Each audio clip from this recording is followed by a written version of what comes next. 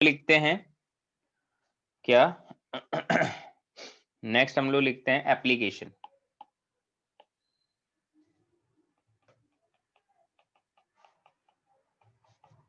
Application of ionisation energy. Ionisation energy का क्या क्या एप्लीकेशन हमारे पास हो सकता है, ठीक है। तो इसमें पॉइंट वाइज लिखता हूं मैं। फर्स्ट पॉइंट लिखता हूं, lesser the ionisation energy, lesser the ionisation energy, more is the metallic character, ठीक है। अब देखो हम लोग है ना ऐसा बोलते हैं कि एक तो हम बोलते हैं कि पीरियड में लेफ्ट टू राइट जाते हैं तो आयनाइजेशन एनर्जी क्या होती है?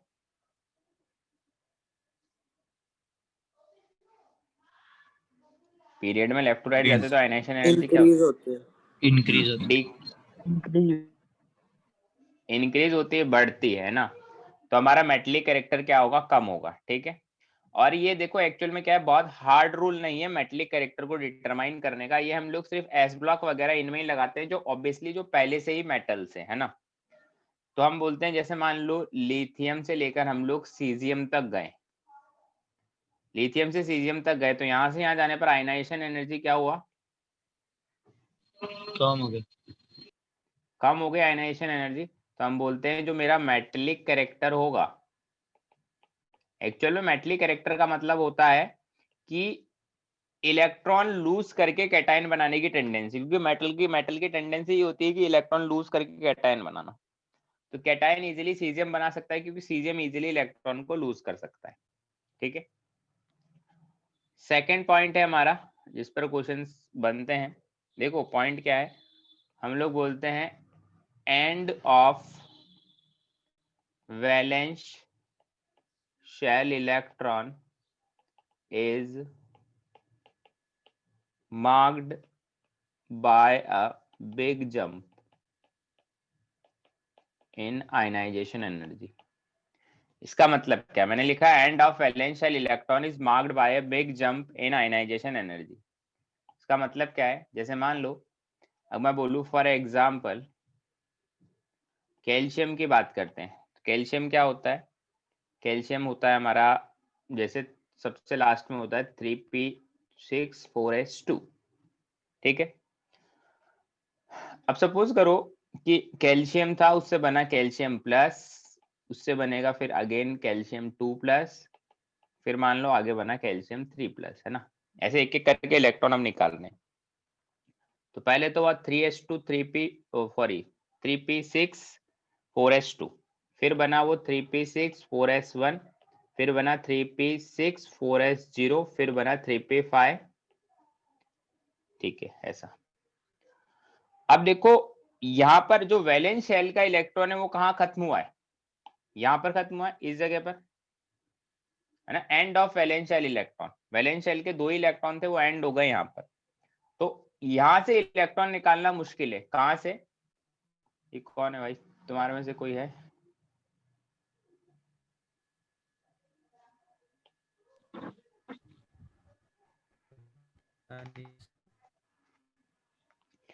अब सपोज करो कि यहां से यहां तक एक इलेक्ट्रॉन निकालने में सपोज करो आयनाइजेशन एनर्जी लगा 100, मान लो 100 लगा, ठीक है।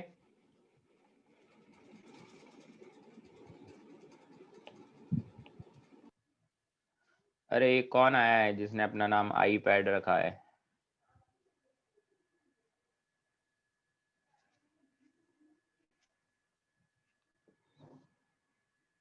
बोलो भाई आई पैड।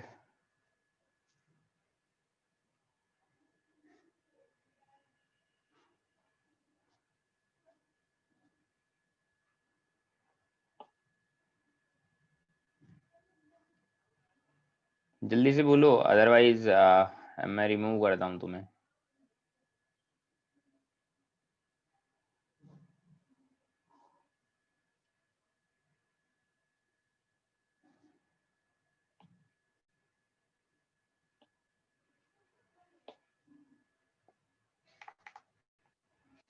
देखो अब इसमें क्या है, आयनाइजेशन एनर्जी 1 है ना, मान लो सपोज करो 100 है ना, ऑब्वियसली आयनाइजेशन एनर्जी 2 ज्यादा ही होगी 1 से।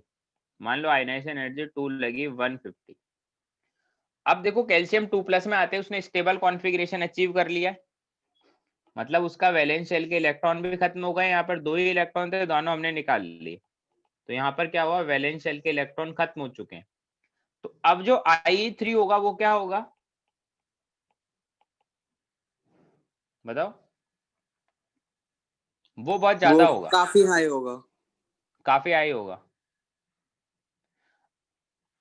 अब मान लो अप्रोक्स सपोज करो कितना भी हो सकता है, बट बहुत ज्यादा हाई होगा, सपोज करो इससे 1200 हो गया है ना, 1200 हो गया, तो बहुत ज्यादा होगा वो। अब इसमें देखो क्वेश्चन किस तरह से पूछे जाते हैं, ये तो हमारा कॉन्सेप्ट है कि जब वैलेंस शेल के इलेक्ट्रॉन खत्म हो जाते हैं, उसके बाद वो क्या होता है, वैलेंस शेल के इलेक्ट्रॉन जैसे ही खत्म हुए तो वो स्टेबल कॉन्फ़िगरेशन को अचीव कर लिया, ठीक है। तो अब इलेक्ट्रॉन निकालना बहुत मुश्किल है, इसलिए आयनाइजेशन एनर्जी बहुत ज्यादा हाई होगा। अब इसमें देखो क्वेश्चन कैसा पूछा जाता है, मैं क्वेश्चन लिखवाता हूँ। क्वेश्चन पूछते हैं, जैसे मैं रफ लिखता हूँ ना, रफ आइडिया देता हूँ क्वेश्चन का। जैसे मान लो ऐसा पूछते हैं, according to the given data determine the number of valence shell electron, है ना। जैसे मान लो फर्स्ट दिया है जिसमें IE1 दिया है 50 जूल दिया है, मान लो IE2 दिया है सपोज करो 1000 जूल। सेकंड में मान लो IE1 दिया है 1000, IE2 दिया है 2000, जूल में ही चल रहा है। IE3 सपोज दिया है मान लो 6000, है ना। 6000 नहीं, ऐसा लिख लो इसको, थोड़ा डेटा हमको सही करना पड़ेगा। मान लो इतना दिया हो। थर्ड वाले में जैसे मान लो IE1 दिया है 60, IE2 दिया है सपोज करो 200, जूल में ही है। IE3 दिया है मान लो 400 जूल, IE4 मान लो दिया है 2500 जूल। इन सभी में वैलेंस इलेक्ट्रॉन बताने।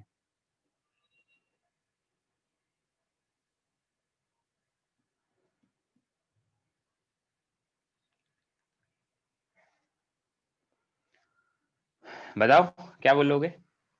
सर फर्स्ट में 1, सर तो सेकंड फर्स्ट में में तो 2। एक ही होगा। फर्स्ट वाले में एक ही वैलेंस इलेक्ट्रॉन होगा, क्यों? क्योंकि एक इलेक्ट्रॉन निकालने के बाद ही हमारे को हायर आयनाइजेशन एनर्जी देखनी पड़ गई IE2, ठीक है। सेकंड वाले में 2 होंगे। 2 होंगे, क्योंकि IE2 तक तो ठीक था, उसके बाद IE3 बहुत हाई हो गया, मतलब 2 ही वैलेंस इलेक्ट्रॉन हुआ होंगे। नेक्स्ट वाले में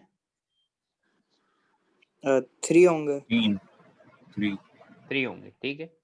तो कभी कभी क्या होता है, अब इसमें देखो इसके अलावा क्वेश्चन करने का एक और तरीका होता है, इसमें इस तरह से भी क्वेश्चन पूछ लिए जाते हैं कि IE का डेटा दे दिया जाता है। जैसे मान लो सेकंड वाला क्वेश्चन है ना, IE1 IE2 IE3 का डेटा दे दिया, आज 4 ऑप्शन दिए कि बताओ हमारा एलिमेंट कौन सा होगा। अब ऑप्शन मान लो जैसे सेकंड वाले क्वेश्चन के अकॉर्डिंग, जैसे मान लो ऑप्शन 4 ऑप्शन ऐसे दिए, ABCD में 4 ऑप्शन दिए, सपोज करो एक दिया सोडियम, एक दिया पोटेशियम, एक दिया रुबीडियम, एक दिया कैल्शियम, ऐसे 4 ऑप्शन दे दिए, बोले बताओ ये IE1 IE2 IE3 का डेटा है, अब बताओ कौन होगा वो। तो कौन होगा फिर?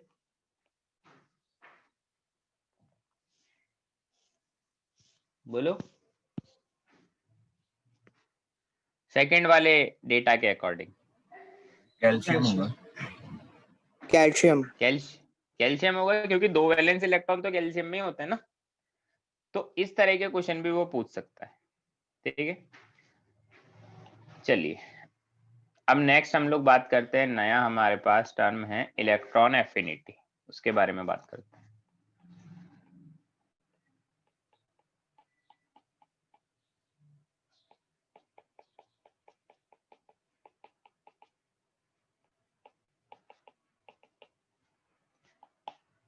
इलेक्ट्रॉन एफिनिटी क्या होता है ना। चलिए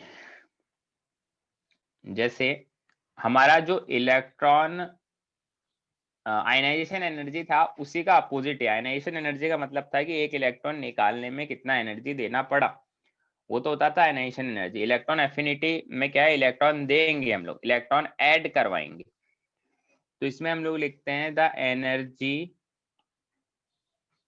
released, the energy released when one electron is added to an isolated gaseous atom to produce a monovalent anion is known as electron affinity.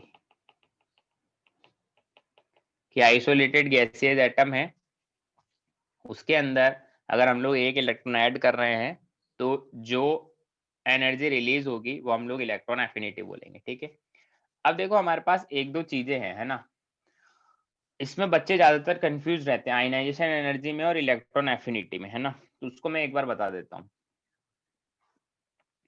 कि जैसे मान लो ऐसा है ना,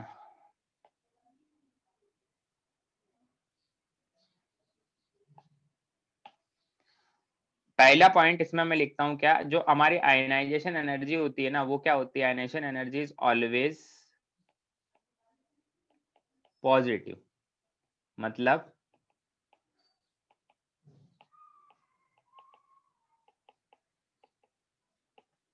एंडोथर्मिक प्रोसेस, कि अगर मुझे किसी भी एटम से, गैसियस एटम से अगर इलेक्ट्रॉन निकालना है तो मुझे एनर्जी देनी ही देनी पड़ेगी, चाहे कुछ भी हो जाए, ठीक है। हमेशा वो पॉजिटिव रहेगा, मतलब एंडोथर्मिक प्रोसेस ही रहेगा, ठीक है। सेकंड में लिख रहा हूं क्या, डेल्टा एच ईजी से मैं लिख रहा हूँ, है ना, delta H easy. Electron affinity कुछ नहीं होता, ये तो एक नाम है। डेल्टा एच ईजी का मतलब समझते हैं, electron gain enthalpy. Electron gain enthalpy, इसके बारे में भी मैं बता दूंगा, पर मैं पहले लिख देता हूं। Electron gain enthalpy may be positive negative, है ना। जो इलेक्ट्रॉन गेन एंथैल्पी है वो पॉजिटिव या फिर नेगेटिव दोनों हो सकती है, वो डिपेंड करेगा हमारे एलिमेंट पे जिसमें हम लोग इलेक्ट्रॉन ऐड करवा रहे हैं, ठीक है। जिसमें हम लोग इलेक्ट्रॉन ऐड करवा रहे हैं उस पे कि एनर्जी रिलीज होगा या एनर्जी हमें देना पड़ेगा। मतलब इलेक्ट्रॉन गेन एंथैल्पी वाला प्रोसेस एंडोथर्मिक भी हो सकता है, एक्सोथर्मिक भी हो सकता है। मतलब इलेक्ट्रॉन गेन करवाने पर हमें ऐसा भी हो सकता है हमें एनर्जी देनी पड़े, या फिर ऐसा भी हो सकता है कि भाई एनर्जी रिलीज हो जाए, दोनों चीजें पॉसिबल है, ठीक है। अबे यार ये क्या हो गया, when one electron added to isolated gaseous atom, ठीक है।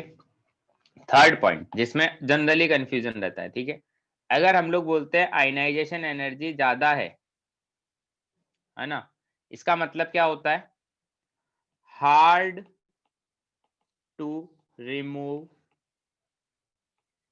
N electron. आयनाइजेशन एनर्जी ज्यादा है मतलब hard to remove an electron. अगर इलेक्ट्रॉन एफिनिटी ज्यादा है इसका मतलब क्या होता है,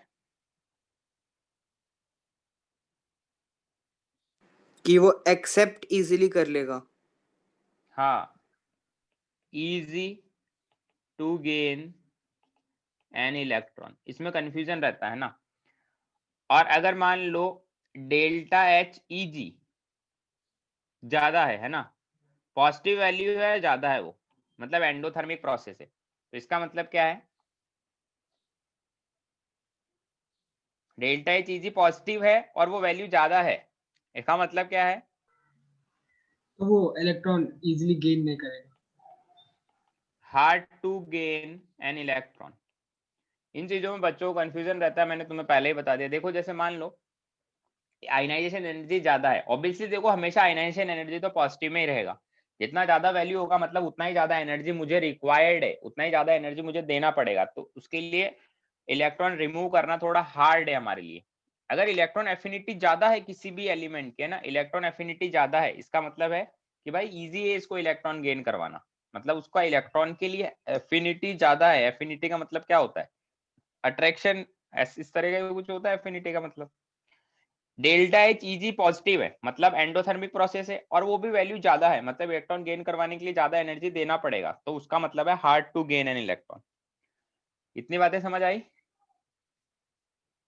यस यस चलिए अब तो देखो इसमें सर हम एक बार इलेक्ट्रॉन गेन आप इलेक्ट्रॉन एफिनिटी और डेल्टा एच ईजी के साइन के बीच का डिफरेंस समझा सकते हैं क्या? बता रहा हूँ, वही बता रहा हूँ मैं ना। अब जैसे मान लो हम लोग बोलते हैं द एंथैल्पी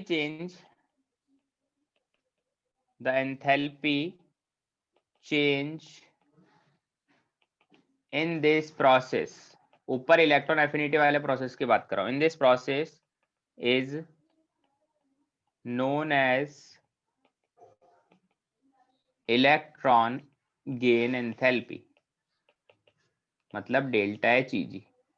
प्रोसेस क्या है कि भाई कोई आइसोलेटेड गैसियस एटम था, उसने इलेक्ट्रॉन गेन किया तो M माइनस बना, तो इस प्रोसेस में कुछ ना कुछ हीट का एक्सचेंज हुआ होगा, मतलब एनर्जी या तो ली गई होगी या दी गई होगी। तो वो जो डेल्टा एच ईजी है उसके हीट एक्सचेंज को, डेल्टा एच को डेल्टा एच ईजी से हम लोग रिप्रेजेंट करते हैं ना, और उसको बोलते हैं डेल्टा एच ईजी। अब देखो मोस्ट ऑफ द केसेस में ये डेल्टा एच ईजी क्या होगा? नेगेटिव होगा। मतलब प्रोसेस कैसा होगा? एक्सोथर्मिक। हाँ, एक्सोथर्मिक प्रोसेस है ना। तो हम बोलते हैं, मैं लिख भी देता हूं, this is exothermic process in most of the cases. Most of the cases में क्या होगा? एक्सोथर्मिक ही होगा, बट कुछ केसेस ऐसे होंगे इसमें एंडोथर्मिक होगा, किसमें होगा वो हम लोग देख लेंगे। तो अगर डेल्टा एच ईजी नेगेटिव है, मतलब इलेक्ट्रॉन को गेन करना इजी है या मुश्किल है? बोलो।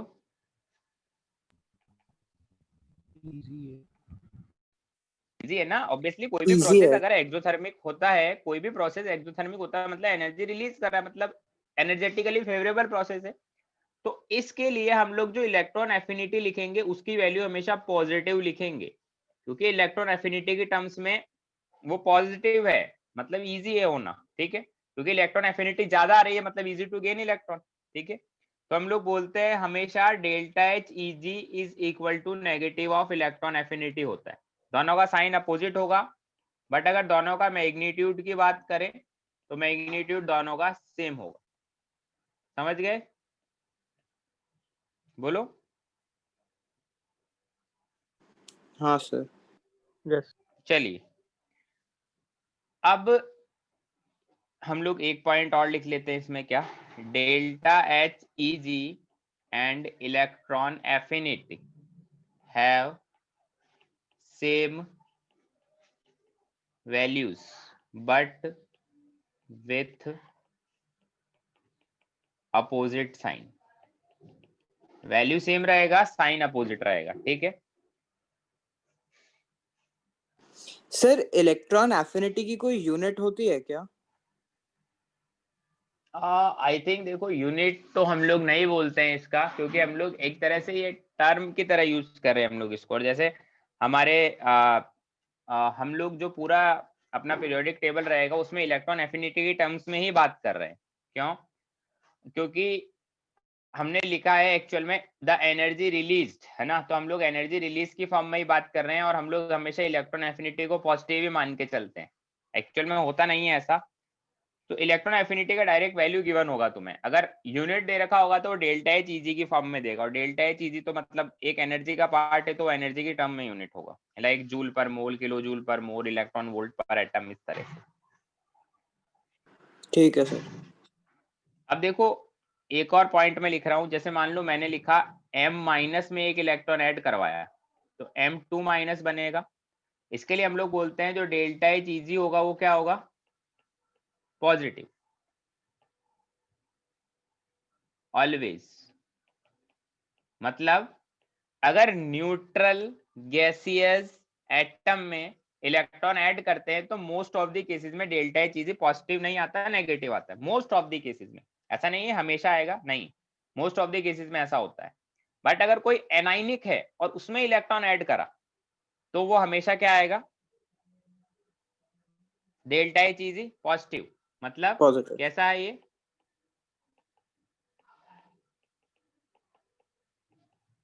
एंडोथर्मिक प्रोसेस, तो इसका इलेक्ट्रॉन एफिनिटी कैसा होगा, वो होगा नेगेटिव। ठीक है, चलिए अब एक पॉइंट और लिख देता हूं मैं, जिसको अलग पेन से लिख देता हूं, ताकि तुम्हारी नजर उस पर रहे हमेशा। ये इंपॉर्टेंट पॉइंट है हमारा, क्या, फर्स्ट इलेक्ट्रॉन गेन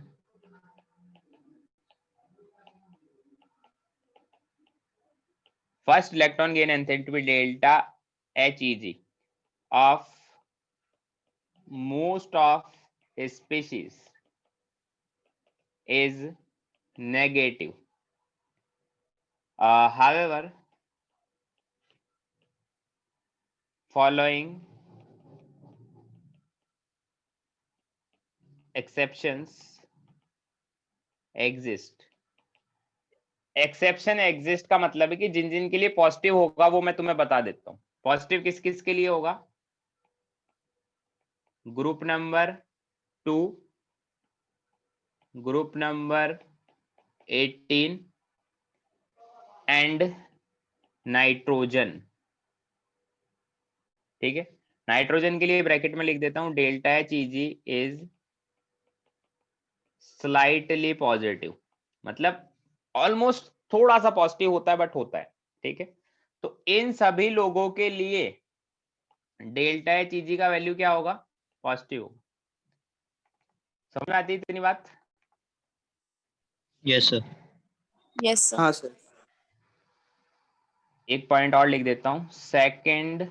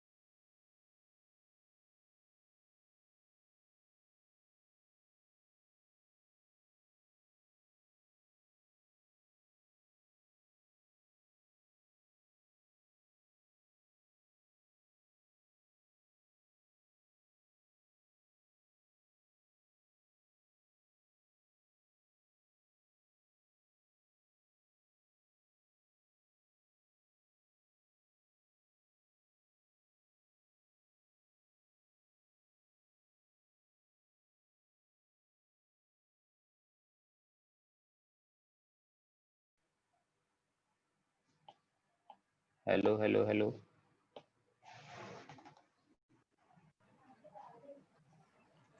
वही सारा मेरा। हाँ सर। हाँ सर। हाँ सर, अब आ रहा है। ठीक है, अब वो एप्लीकेशन यार ये बार बार हैंग हो जाता है। ठीक है चलिए हम लोग ये देख रहे थे फैक्टर्स अफेक्टिंग में पहला मैंने लिखा साइज, दूसरा फैक्टर अफेक्टिंग है जेड इफेक्टिव, थर्ड मैंने लिखा stable configuration have smaller value of electron affinity. पहले बताओ साइज से कैसा इफेक्ट करेगा इलेक्ट्रॉन एफिनिटी? डिक्रीज होगा। साइज बढ़ेगा तो इलेक्ट्रॉन एफिनिटी डिक्रीज होगा, मतलब इलेक्ट्रॉन के लिए उसका जो अट्रैक्शन है, उसका इलेक्ट्रॉन के लिए जो एफिनिटी है वो कम हो गया। क्यों? न्यूक्लियस से डिस्टेंस ज्यादा होगा। न्यूक्लियस से डिस्टेंस ज्यादा होगा क्योंकि मान लो ये मेरा साइज बड़ा है, ये न्यूक्लियस है, यहाँ पर इलेक्ट्रॉन आके ऐड हुआ है, तो जितना ज्यादा अट्रैक्शन होगा न्यूक्लियस का उतना इजीली इलेक्ट्रॉन ऐड हो जाएगा। अब अट्रैक्शन ही नहीं है तो फिर इलेक्ट्रॉन एफिनिटी कम होगा। जेड इफेक्टिव बड़ा मतलब बढ़ेगी फिर इलेक्ट्रॉन एफिनिटी। जेड इफेक्टिव का मतलब ये होता है कि न्यूक्लियस का अट्रैक्शन कितना ज्यादा है, जेड इफेक्टिव ज्यादा तो न्यूक्लियस का अट्रैक्शन ज्यादा तो इलेक्ट्रॉन एफिनिटी भी ज्यादा। थर्ड वाला तो समझ आ ही रहा होगा, स्टेबल कॉन्फ़िगरेशन है तो उसका एफिनिटी इलेक्ट्रॉन के लिए नहीं होगा, नहीं होगा तो मतलब कम वैल्यू आ जाएगा इलेक्ट्रॉन एफिनिटी का, सिंपल है। अब कॉन्फ़िगरेशन स्टेबल है तो इलेक्ट्रॉन को क्यों ऐड करना चाहेगा, नहीं करेगा ना ऐड। हाँ सर। चलिए अब हम लोग बात करते हैं नेक्स्ट पीरियोडिक ट्रेंड के बारे में।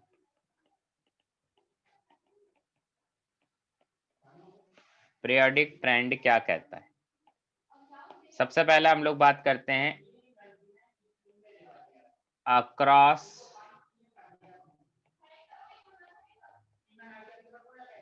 द पीरियड हम लोग बात करते हैं ना। अक्रॉस द पीरियड हम लोग बोलते हैं in a period from left to right. From left to right क्या होगा, लेफ्ट टू राइट जाते हैं तो जेड इफेक्टिव बढ़ता है, जेड इफेक्टिव बढ़ेगा तो इलेक्ट्रॉन एफिनिटी भी क्या होगा, बढ़ेगा। ठीक है, ऑब्वियसली लेफ्ट टू राइट जा रहे हैं तो साइज कम हो रहा है, जेड इफेक्टिव बढ़ रहा है तो इलेक्ट्रॉन एफिनिटी भी बढ़ेगा। अब जैसे कुछ पीरियड के लिए मैं लिखता हूँ, सबसे पहले मैं बात करता हूँ हाइड्रोजन और हीलियम, किसका ज्यादा होगा इलेक्ट्रॉन एफिनिटी। इलेक्ट्रॉन एफिनिटी के लेकर ही मैं सारी बातें कर रहा हूँ, डेल्टा एच ईजी से नहीं। हाइड्रोजन। हाइड्रोजन। हाइड्रोजन का इलेक्ट्रॉन एफिनिटी ज्यादा होगा, ऑब्वियसली हीलियम का तो हो ही नहीं सकता ना, हीलियम तो हमारा इनर्ट गैस में आ रहा है, नोबल गैस में आ रहा है, वो क्यों इलेक्ट्रॉन ऐड करेगा। ठीक, सेकेंड पीरियड में हम लोग देखें, हमारे पास कौन है, लिथियम बेरिलियम। देखो यहाँ से थोड़ा सा ऑर्डर अजीब आने लगेगा, lithium beryllium boron carbon nitrogen oxygen fluorine neon.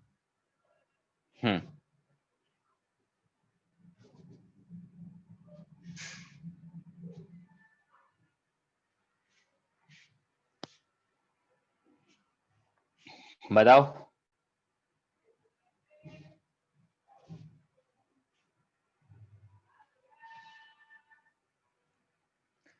देखो इसमें ना कुछ मतलब इसमें बहुत सारी चीजें अजीब है, लाइक इलेक्ट्रॉन एफिनिटी जैसे अगर मैं लिखूं तो सबसे कम इलेक्ट्रॉन एफिनिटी होती है नियॉन के लिए, नियॉन की सबसे कम होगी ना।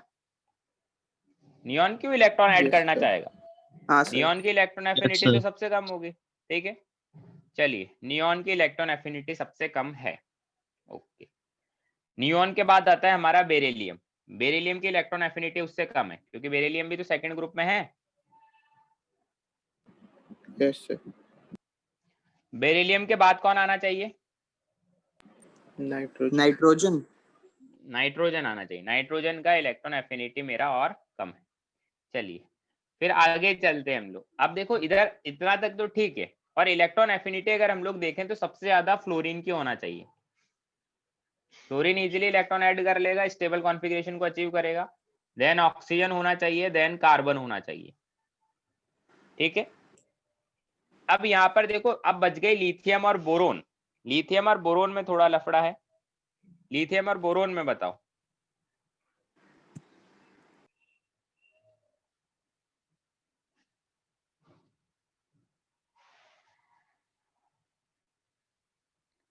बोलो।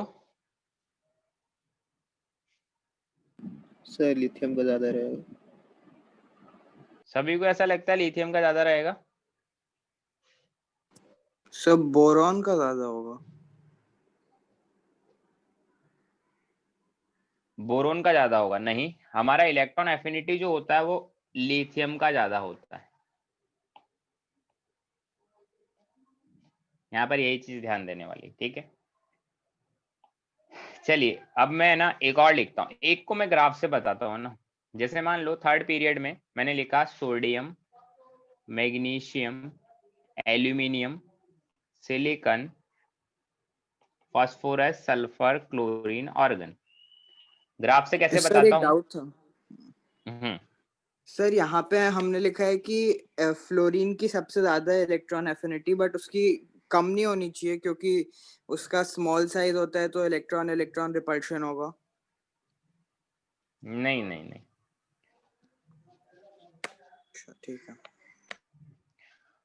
अब जैसे मान लो मैंने सेकेंड पीरियड में लिखा है, मैं ना ग्राफ बना के बताता हूँ। जैसे मान लो अगर मैं इसमें आयनाइजेशन एनर्जी का ऑर्डर लिखूं, सपोज करो आयनाइजेशन एनर्जी का ऑर्डर लिख रहा हूँ, तो क्या लिखूंगा कि हम लोग ने क्या बताया था पहले तुम्हें आयनाइजेशन एनर्जी में कि मैग्नीशियम और फास्फोरस दिक्कत करता है, उनको एक स्टेप आगे पहुंचा दो, मतलब जहां वो होने चाहिए उससे थोड़ा सा आगे है।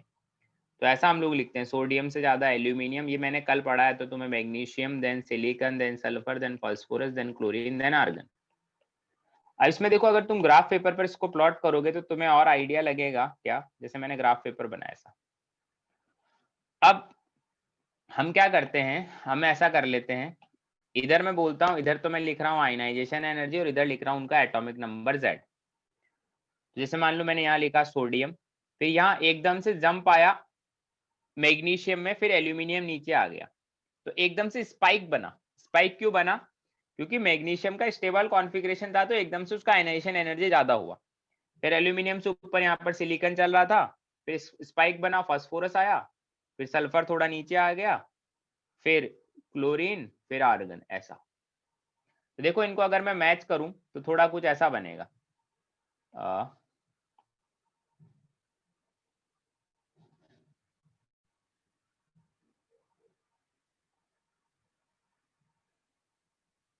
अब इसके अंदर अगर देखो तो यहाँ पर सोडियम है, यहाँ पर मैग्नीशियम है, यहाँ पर एल्यूमिनियम है, यहाँ पर सिलिकॉन है, यहाँ पर फास्फोरस है, यहाँ पर सल्फर है, क्लोरीन है, आर्गन है। तो देखो दो जगह स्पाइक दिख रहे हैं तुम्हें, एक मैग्नीशियम पर है, एक फास्फोरस पर। बताओ। हाँ सर। अब ये स्पाइक क्यों है? Half filled. क्योंकि दोनों स्टेबल कॉन्फ़िगरेशन थे ना, Mg और फास्फोरस, इसलिए इनका आयनाइजेशन एनर्जी एकदम से ज्यादा हो गया, ठीक है।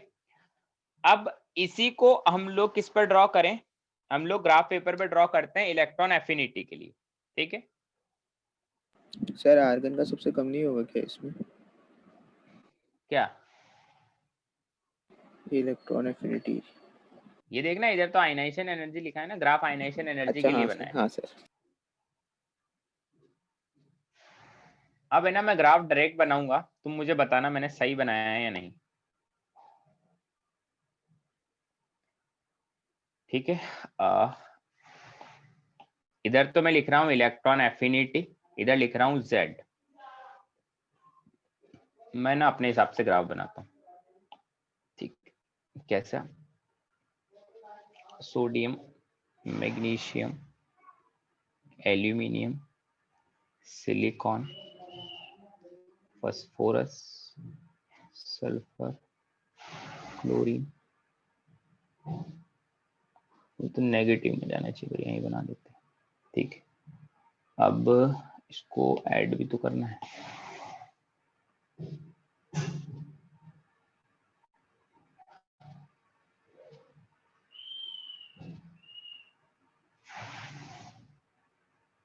अब मैं नेमिंग भी कर देता हूँ कौन कौन है।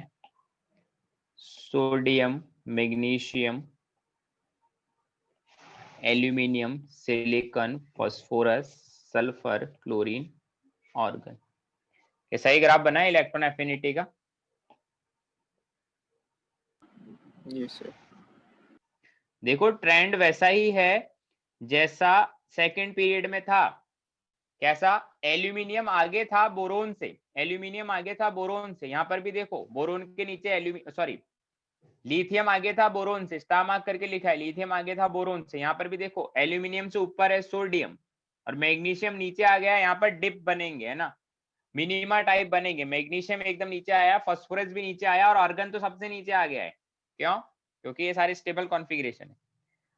समझ गया है ग्राफ का ट्रेंड कैसे मैंने बनाया? यस। चलिए, ये तो हाँ हमारा बात किसको लेकर, अक्रॉस द पीरियड। अब सेकंड हम लोग बात करते हैं down the group. Down the group, down the group में क्या होने वाला है? तो हम लोग बोलते हैं from top to bottom, from top to bottom size बढ़ेगा। Obviously top to bottom Z effective तो कांस्टेंट रहता है, साइज बढ़ेगा मतलब इलेक्ट्रॉन एफिनिटी डिक्रीज करेगा। ऊपर से नीचे जा रहे हैं तो साइज बढ़ता है, इलेक्ट्रॉन एफिनिटी डिक्रीज करेगा। अब इसके अंदर जो जो ग्रुप है जिनमें थोड़ी दिक्कत है उन ग्रुप्स के बारे में मैं बता देता हूँ। जैसे सबसे पहला दिक्कत है अपना ग्रुप नंबर 15 में। क्या दिक्कत है? ग्रुप नंबर 15 एक्चुअल में होता है nitrogen, phosphorus, arsenic, antimony, bismuth. अब इलेक्ट्रॉन एफिनिटी हम बोल रहे हैं टॉप टू बॉटम जा रहे हैं, साइज बढ़ रहा है तो इलेक्ट्रॉन एफिनिटी कम होनी चाहिए। तो मतलब इस हिसाब से तो नाइट्रोजन का इलेक्ट्रॉन एफिनिटी सबसे ज्यादा हुआ, यही हुआ ना? यस। बट ऐसा थोड़ी होता है, नाइट्रोजन का इलेक्ट्रॉन एफिनिटी तो सबसे कम है, क्योंकि हमने ऐसा भी लिखा था कि नाइट्रोजन ही एक ऐसा होता है जो पॉजिटिव होता है, लिखा था ना? हाँ सर। तो ट्रेंड पूरा वही है, फास्फोरस से कम, आर्सेनिक से कम, बिस्मिथ से कम, एंटीमनी से कम बिस्मिथ। बस ये है कि नाइट्रोजन को पीछे ले आए हैं हम, और कुछ नहीं किया। ऐसा ही ग्रुप नंबर 16 में हम लोग करते हैं। ग्रुप नंबर 16 क्या होता है? ऑक्सीजन, सल्फर, सेलेनियम, टेलुरियम और पोलोनियम को नहीं लिख रहा है ना, वो रेडियो एक्टिव, उसको छोड़ दिया मैंने। सेम है, ट्रेंड सेम है, बस ऑक्सीजन पीछे आ गया। ट्रेंड सेम है, ऑक्सीजन पीछे आ गया। ग्रुप नंबर 17 में क्या होता है? फ्लोरीन, क्लोरीन, ब्रोमीन, आयोडीन, है ना, एसिटीन इनको नहीं लिखा। तो क्लोरीन सबसे ज्यादा, देन फ्लोरीन यहाँ बीच में आ जाता है, देन ब्रोमीन, देन आयोडीन। इसमें थोड़ा सा अलग है। तो ये तीन ग्रुप्स को याद रखें, ट्रेंड है ना। और हम लोग एक चीज ये भी बोलते हैं कि highest electron negativity in periodic table कौन है? पूरे फ्लोरीन। पीरियोडिक टेबल में? हाँ, फ्लोरीन। कौन है? फ्लोरीन। अबे ऊपर देखो, फ्लोरीन से आगे तो क्लोरीन लिखा हुआ है।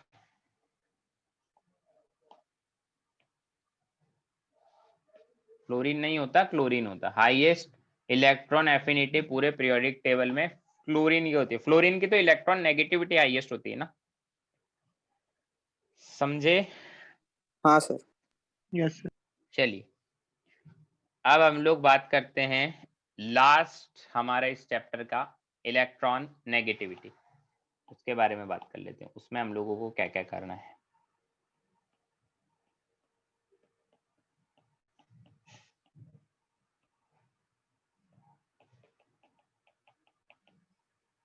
जिसको हम लोग EN से रिप्रेजेंट करेंगे, इलेक्ट्रॉन नेगेटिविटी। इसमें हम लोग क्या बोलते हैं, क्या होता है electron negativity?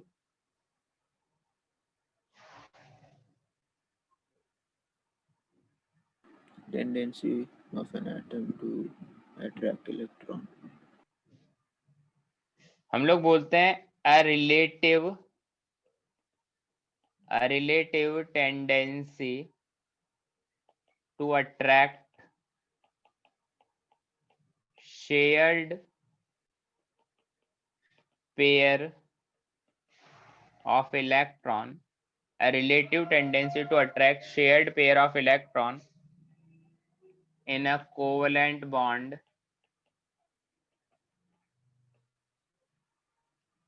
towards itself is known as electron negativity. मतलब कोवेलेंट बॉन्ड के इलेक्ट्रॉन को अपनी तरफ अट्रैक्ट करने की पावर ही इलेक्ट्रॉन नेगेटिविटी होती है। ठीक है, next point, ionisation energy and electron affinity, है ना। Ionisation energy and electron affinity is defined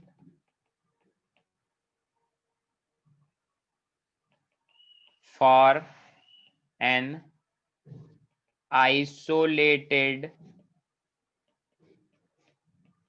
gaseous atom, while electron negativity is defined in bonded state. Bonded state में डिफाइन है क्योंकि बॉन्ड के इलेक्ट्रॉन को अट्रैक्ट करना है ना। ठीक है, नेक्स्ट पॉइंट हम लोग बोलते हैं electronegativity is a relative term. Relative term का मतलब क्या है कि एक के रिस्पेक्ट में दूसरे का पावर कितना है। हम लोग इसमें ऑर्डर बताते हैं कि किसका इलेक्ट्रॉन नेगेटिविटी कम है, किसका ज्यादा है। एग्जैक्ट वैल्यू के बारे में हम लोग बाद में बात करेंगे जब हम लोग किसी को रेफरेंस मान लेंगे तब। तो हम बोलते हैं electronegativity is a relative term, so it has no unit, unitless है ये। ठीक है, इसके पास कोई यूनिट नहीं होता। चलिए अब बात करते हैं फैक्टर्स अफेक्टिंग इलेक्ट्रॉन नेगेटिविटी।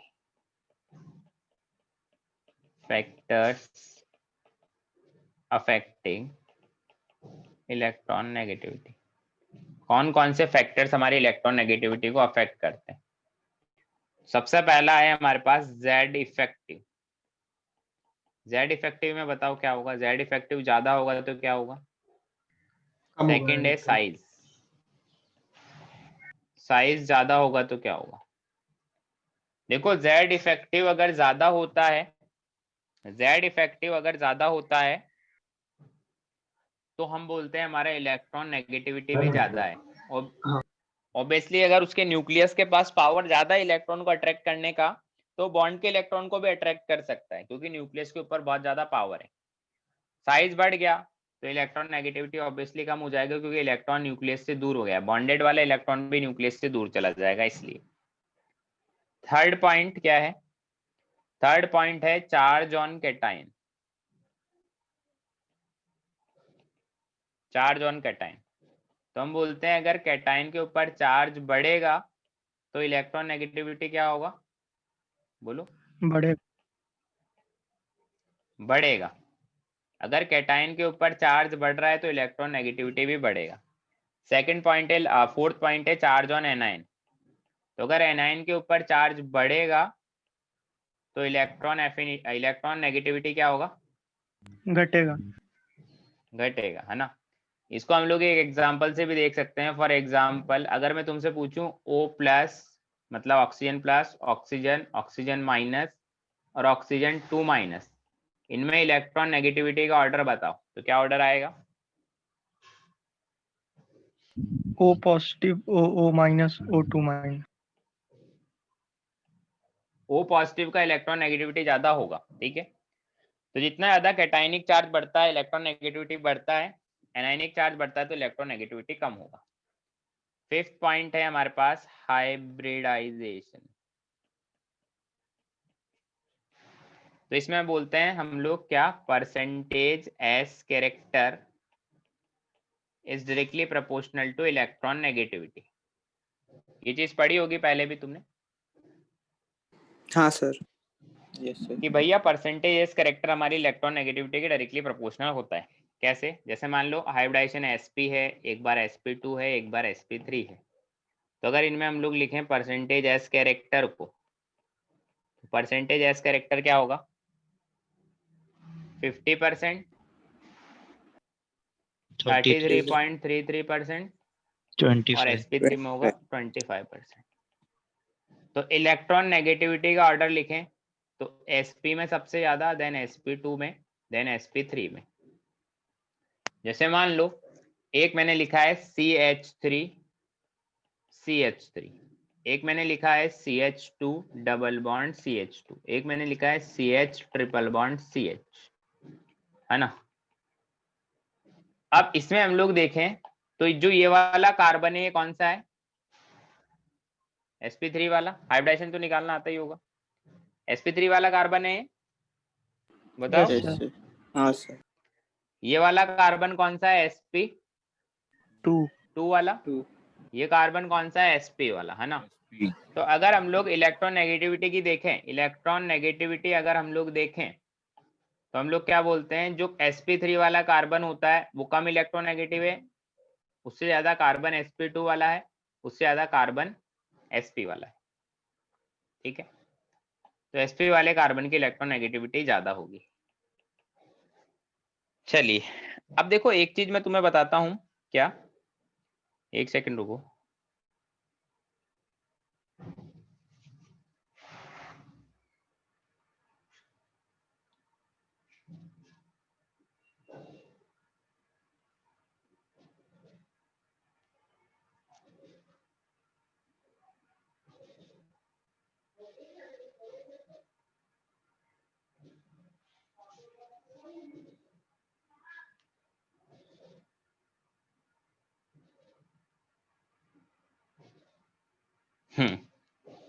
क्या है कि हम लोग क्या बोलते हैं, ये चीज याद काम आएगी बहुत ज्यादा, कि इलेक्ट्रॉन नेगेटिविटी जो होती है ना, किसकी, कार्बन की, sp वाले कार्बन की इलेक्ट्रॉन नेगेटिविटी अप्रोक्स इक्वल होती है नाइट्रोजन की। कौन सा वाला, नाइट्रोजन, sp3 वाला, ठीक है। sp वाले कार्बन की इलेक्ट्रॉन नेगेटिविटी sp3 वाले नाइट्रोजन के अप्रोक्स इक्वल होती है, इस चीज को ध्यान रखें। तभी तो हम लोग बोलते हैं जो ट्रिपल बॉन्ड वाले कार्बन से जो हाइड्रोजन कनेक्टेड होता है वो एसिडिक हाइड्रोजन होता है, ऐसा सुना होगा तुमने। हाँ सर। चलिए अब देखो हम लोग सबसे नोट डाल के कुछ पॉइंट्स लिखवा देता हूं मैं अपनी तरफ से, कि भैया क्या क्या पॉइंट होते हैं जो इलेक्ट्रोनेगेटिविटी में याद रखने में।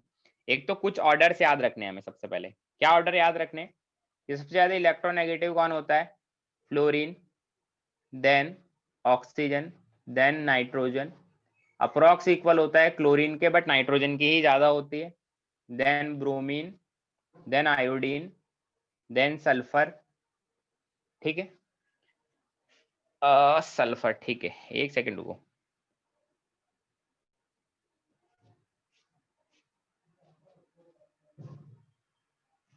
मुझे थोड़ा सा शक है कार्बन पर, सल्फर से।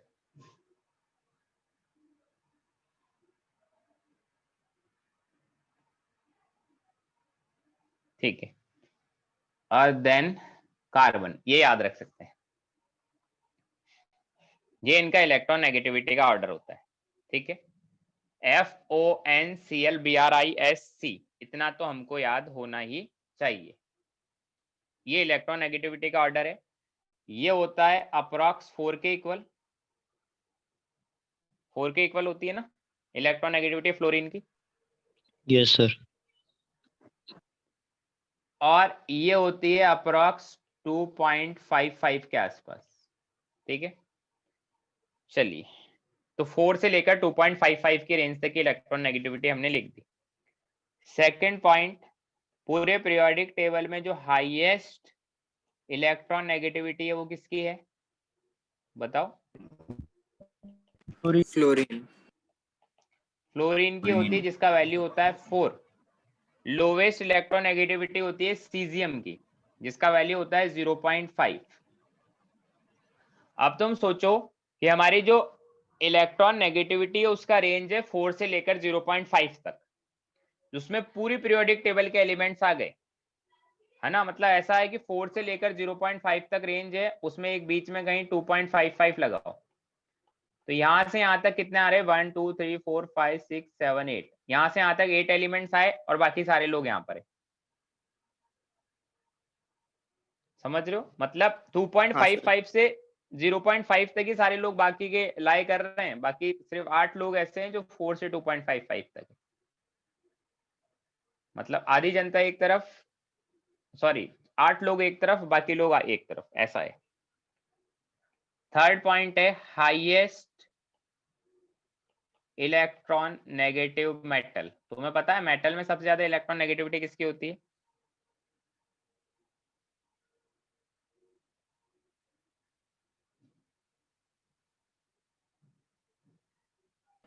लिथियम। गोल्ड की। गोल्ड सबसे ज्यादा इलेक्ट्रोनेगेटिव मेटल है जिसकी इलेक्ट्रोनेगेटिविटी अप्रॉक्स 1.9 होती है, ठीक है। फोर्थ पॉइंट हमें याद रखना है, electronegativity of hydrogen is approximately equal to electronegativity of phosphorus and that is approximately equal to 2.2, है ना। यहाँ पर स्टार मार्क करके पॉइंट लिख रहा हूं, all the above values are in Pauling scale. ये नाम तो सुना होगा, पॉलिंग मोलिकल। हाँ सर। नहीं सुना? नहीं सुना तो हम सुना देंगे अभी, ठीक है। सुना है sir.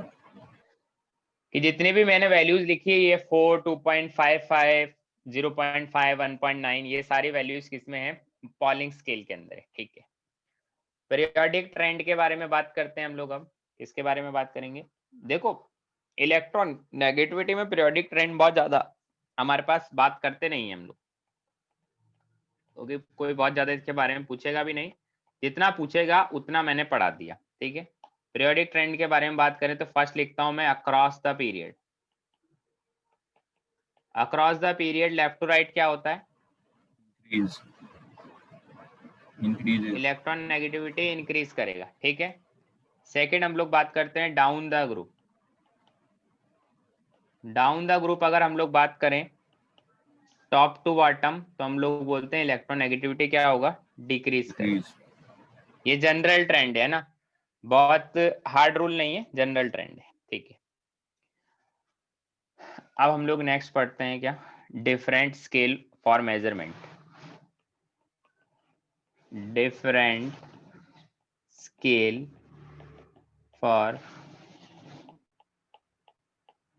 Measurement of electron negativity.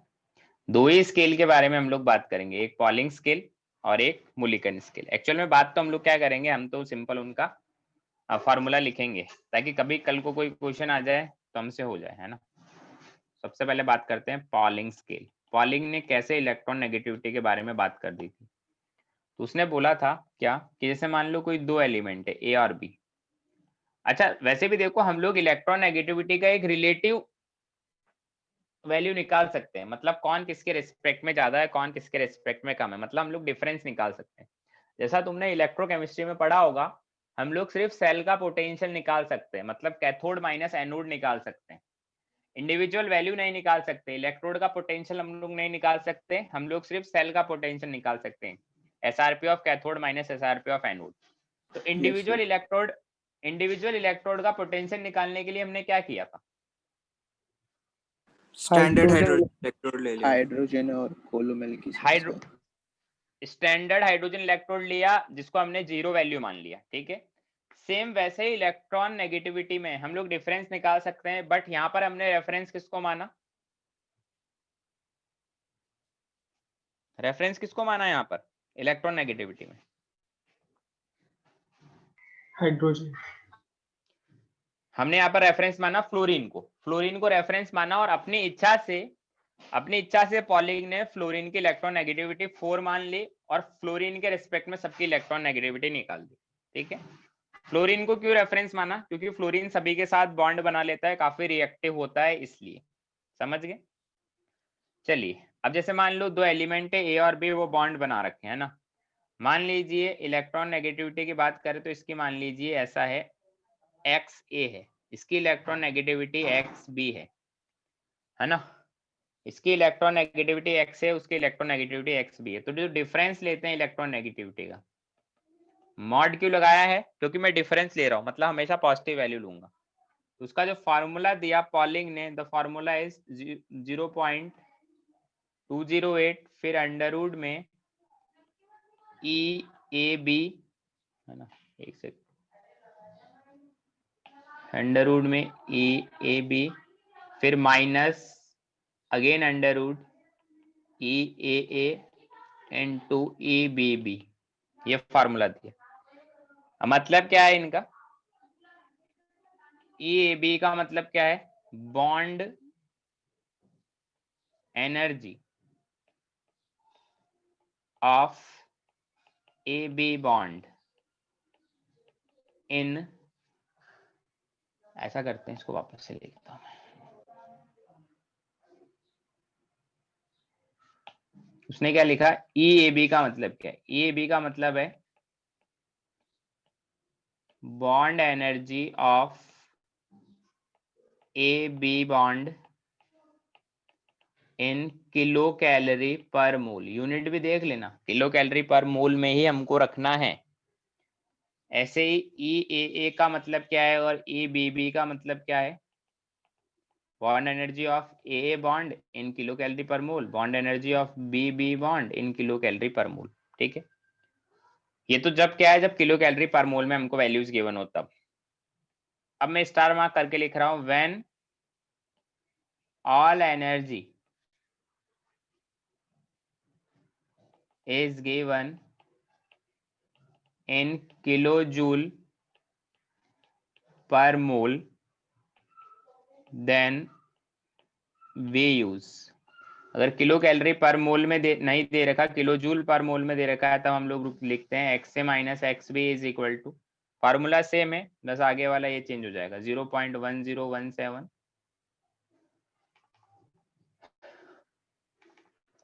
Underwood में EAB माइनस फिर सेम है आगे EAA सर एक्स से एक्स भी इंटू क्या है? EBB। ये दिखा ना ऊपर, X से A का इलेक्ट्रॉन नेगेटिविटी है, XB का इलेक्ट्रॉन नेगेटिविटी। ठीक है सर। तो एक फार्मूला ये आ गया, ठीक। ये तो था क्या था, पॉलिंग स्केल में था। वैसे तो कोई पूछता नहीं है, बट फिर भी अगर पूछ लिया जाए हमको वैल्यूज देकर, तो हमें फार्मूला पता होना चाहिए। सेकंड हम लोग बात करते हैं मुलिकन स्केल की। मुलिकन स्केल पे फार्मूला क्या था? मुलिकन स्केल पे फार्मूला था इलेक्ट्रॉन नेगेटिविटी किसी भी एलिमेंट का जो होता है उसका आयनाइजेशन एनर्जी प्लस, एक्चुअल में आयनाइजेशन एनर्जी नहीं लिखा जाता, आयनाइजेशन पोटेंशियल लिखा जाता है।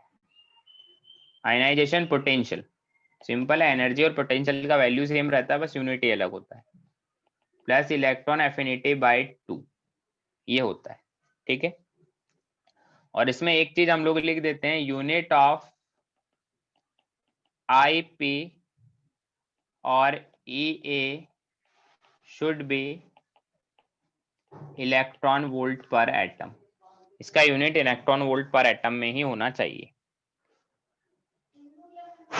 अब एक चीज और है जो हमारे पास सबसे भयानक है, वो क्या? हम लोग बोलते हैं इलेक्ट्रॉन एफिनिटी, जो इलेक्ट्रॉन नेगेटिविटी जो पॉलिंग स्केल में होता है वो क्या होता है? Electron negativity in Mulliken scale divided by 2.8।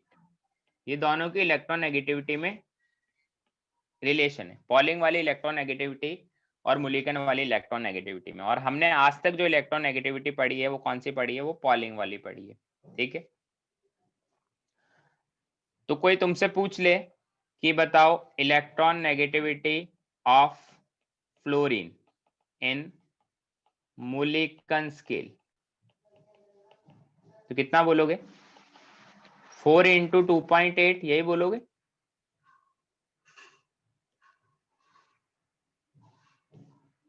बोलो। हाँ सर। Yes sir. तो वो कितना आएगा? वो आएगा 11.2। ठीक है, तो अगर मान लो चार ऑप्शन ऐसे दे रखे हैं तुम्हें कि electron negativity of fluorine is, है ना, और तुमको चार ऑप्शन ऐसे दे दिए, electron negativity of fluorine is, चार ऑप्शन दे दिए 11.2, 10.2, 9.2, 8.2। तो तुम्हें ऐसा नहीं सोचना है कि क्वेश्चन बोनस है कि भाई हमारे को तो पता है electronegativity of fluorine is 4, यहाँ पे तो एक भी ऑप्शन 4 वाला नहीं है तो क्वेश्चन बोनस है। नहीं, तुम्हें अगर ऐसा नहीं सोचना है, तुम्हें मुलिकन स्केल में पूछ लिया होगा तो 11.2 आंसर टिक करके आना है। ठीक है, यस हाँ सर। तो जरूरी नहीं है हमेशा पॉलिंग में ही पूछे, मुलिकन में भी पूछ सकता है, तो मुलिकन वाला आइडिया भी हमें होना चाहिए। चलिए एक चीज और लिखवा देता हूँ नोट डाल के, देन चैप्टर हमारा ऑलमोस्ट खत्म। सही है, चलिए नोट क्या है हमारा?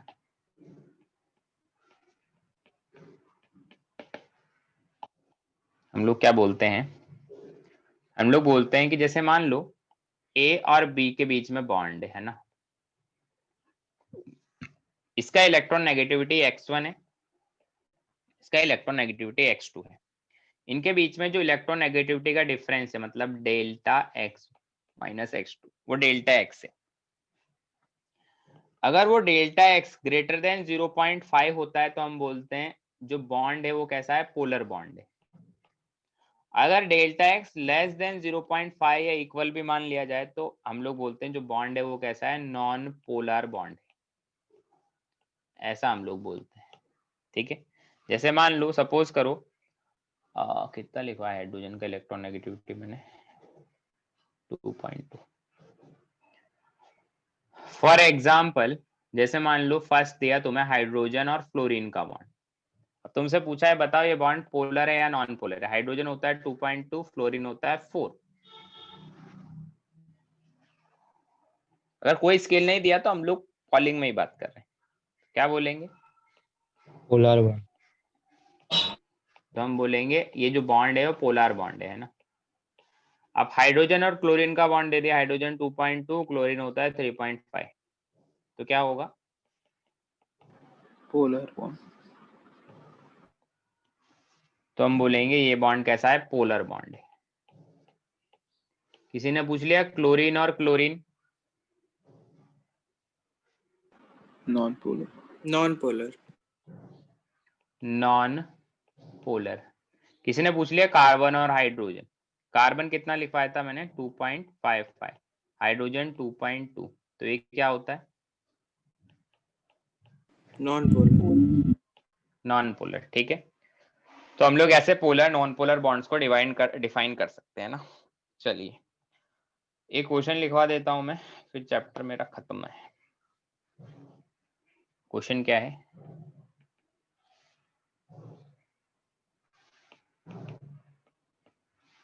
arrange the following in the correct order of electron negativity. Sulphur की इलेक्ट्रॉन नेगेटिविटी के बारे में बात करें। Arrange the following in the correct order of electron negativity, sulphur की इलेक्ट्रॉन नेगेटिविटी में बात करें। H2S, S, SO3 2 minus, SO4 2 minus. ये करो यार, एक दो पॉइंट्स मुझे लग रहा है मिस हो रहे, मैं देखता हूँ जब तक।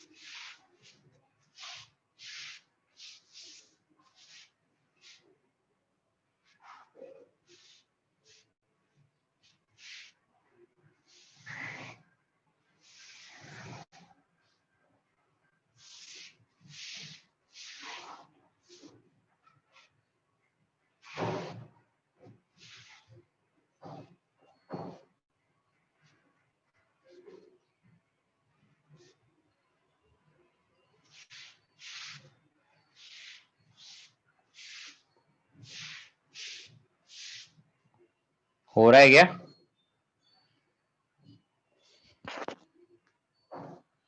हाँ सर हो गया। इसकी इलेक्ट्रॉन नेगेटिविटी ज्यादा है, SO4 2 माइनस, क्यों, क्योंकि उसमें सल्फर पे सबसे ज्यादा पॉजिटिव चार्ज है। सही बात है। उसमें हम लोग देखते हैं उसमें सल्फर पे सबसे ज्यादा पॉजिटिव चार्ज है, इसलिए। एक सेकेंड रुको यार,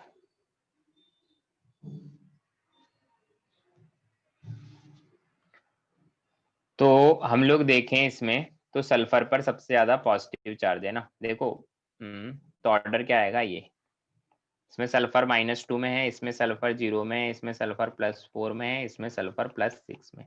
ठीक है, एक क्वेश्चन और लिखवाता हूँ। Order of electron negativity of carbon atom in क्या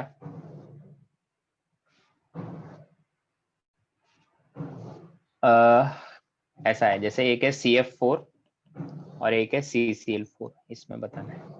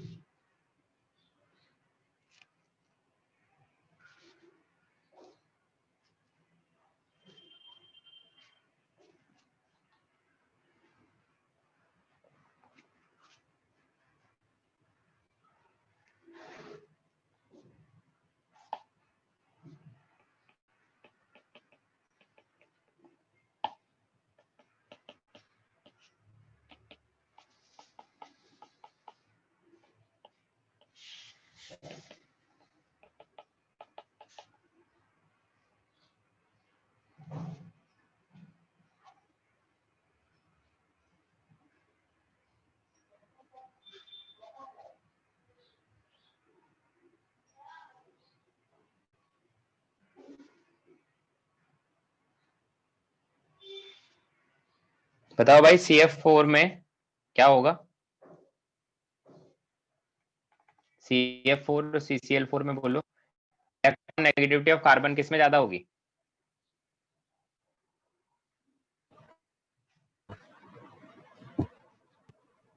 CCl4 में ज्यादा होगी। CF4 में CF4 में ज्यादा होगी, क्यों? सर स्ट्रॉन्ग बॉन्ड स्ट्रॉन्ग बनेगा उसमें। हम लोग ऐसा बोलते हैं क्या, हम लोग क्या बोलते हैं, हम लोग ऐसा बोलेंगे इसमें कि जो हमारा डेल्टा पॉजिटिव चार्ज है, हम लोग बोलते हैं as fluorine is more electronegative, है ना, as fluorine is more electronegative than Cl. So delta positive charge will be more in case of CF4 on carbon. देखो, जब हमारा ऑक्सीडेशन स्टेट अलग अलग हो तब तो ठीक है, कि सल्फर -2 में था, 0 में था, +4 में था, +6 में था, वो तो ठीक है, यहां तक तो ठीक था कि ऑक्सीडेशन स्टेट ही अलग अलग है, तो हम डायरेक्टली डिसाइड करेंगे कि +6 था इसलिए ज्यादा होगा। अब CF4 और CCl4 दोनों में कार्बन का ऑक्सीडेशन स्टेट क्या है?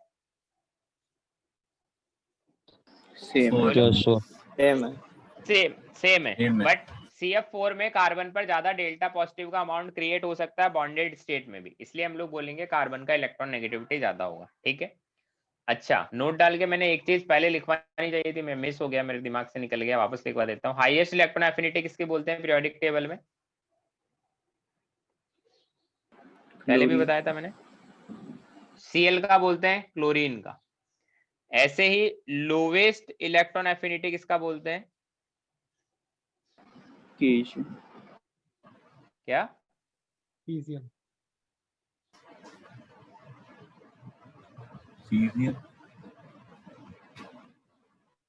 नियॉन का। ठीक है, बोलो। तो हमारा चैप्टर यहाँ पर खत्म हो चुका है। अब देखो होमवर्क क्या है, होमवर्क तो मैंने तुम्हें पहले ही दे दिया था। ठीक है, चैप्टर हमारा इधर खत्म हो गया। इसके बाद हम लोग गैसेस वाला चैप्टर पढ़ेंगे एक बार, है ना, उसको मैं जल्दी से पढ़ा दूंगा। वैसे तो मेनली क्या होता है, रियल गैस ही पढ़ाने का होता है रिपीटर्स में, बट मैं आइडियल गैस भी थोड़ा सा पढ़ाऊंगा, है ना, जिसमें जो मैक्सवेल डिस्ट्रीब्यूशन कर्व है और वो ग्राम्स लॉ ऑफ डिफ्यूजन है, वो सारी बातें भी मैं बताऊंगा, और इसके अलावा कुछ बेसिक बातें भी मैं बताऊंगा। ठीक है, तो नेक्स्ट क्लास में हम लोग गैसेस वाला चैप्टर स्टार्ट करेंगे, आइडियल प्लस रियल गैसेस। ठीक है, यस सर। चलिए फिर। ठीक है। Thank you thank you sir, bye sir.